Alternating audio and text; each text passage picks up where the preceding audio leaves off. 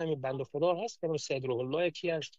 این آره. خیلی از طرف شما خیلی صحبت میکنه، انگار که از طرف شما کدام چیزی، کدام برایشان کدام کردیت داده باشین یا چه رقم. فقط همین خواستم بر ما به وضوح نه او موضوع واضح هیچ بسازین چیزی استاد نبود. بزرگوار. هیچ چیز با ما اینجا همکاری نداشت. یک بار شفیع عیار، خب بله.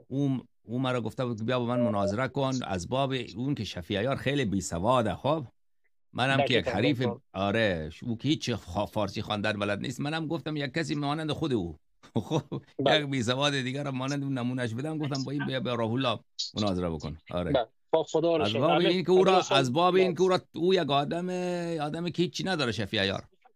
بله دقیقاً نه. دقیقاً. آره نه سواد داره، نه میتونه کتاب بخونه، هیچی.